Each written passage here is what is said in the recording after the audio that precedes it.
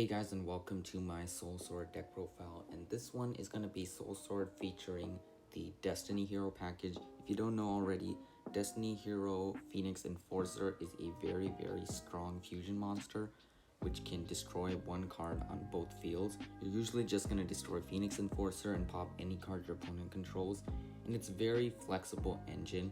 Unlike Dragoon, if you just open Fusion Destiny, you can fusion summon Phoenix Enforcer using Destiny Hero Celestial and Dasher, which we play in this deck, and you can just summon it out onto your field, and it has no restrictions saying you can't summon for the turn. For example, Red Eyes Fusion says you can't activate it the turn you summoned a monster, but Fusion Destiny does not have that restriction, so after you combo, you can still activate Fusion Destiny to get an extra Phoenix Enforcer.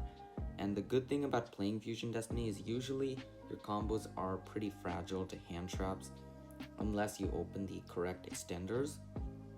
So it's totally okay to just use Fusion Destiny after you get hand trapped to end on a Phoenix Enforcer at the very least.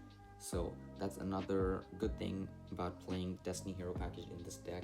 And Destiny Hero Phoenix Enforcer goes to the graveyard quite a lot, so that lets you trigger Ecclesia's effect to add itself back to your hand, and then you can use its effect every single turn. And Dasher and Celestial are breaks when you draw them, but we are playing 43 cards to lower the chance of drawing them, and they're pretty decent when they're in the graveyard. So Dasher lets you take your draw. So let's say you draw a monster in your draw phase, Dasher lets you summon that out for free onto your field, and Celestial lets you banish a Destiny Hero and itself from the graveyard to draw 2 cards if you have no cards in your hand, which happens quite a lot. So the Destiny Hero package is great in the graveyard because it generates advantage, and that's basically what the Destiny Hero package does for this deck. If you haven't already, I've watched my other video. I actually made a Soul Sword deck profile without the Destiny Hero package, so if you're interested, you can check that out. But this is updated post OCG format, and this is actually inspired off of a first place list. I'll leave the link in the comments if you want to look at that. But that's basically the Destiny Hero package in this deck. The Soul Sword package is pretty self-explanatory. You're just playing 3 of every single card because every single Soul Sword card is a starter and you can combo with any of them except for the Reborn card and the Trap. So those you just play 2 of because they're extenders and interruption cards. But other than that, that's all you have for the Soul Sword package. And you also play 3 Ecclesia, obviously.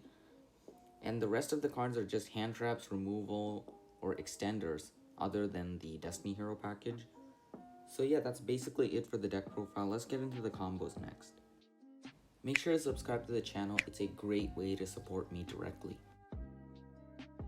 So this is the first combo, and it's basically just using your Soul Sword package and using the Destiny Hero package as well. So you just want to combo with your Soul Sword package and set up the Trap, your Synchro, and as well as Baron Cess. So you have a couple negates there, and then you can also have Phoenix Enforcer on top of all of that, as well as pretty decent follow-up.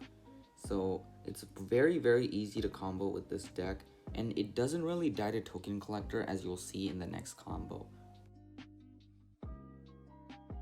So this is the next combo, and this is playing through Token Collector. You might recognize this from my last video. So this is basically how you would play through Token Collector if you open Talents.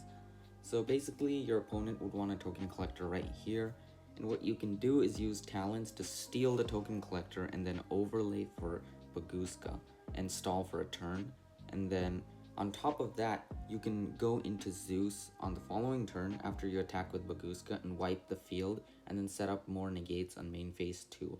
So that's what is great about this deck, since you can play through Token Collector. Thank you so much for watching, and I'll see you in the next video.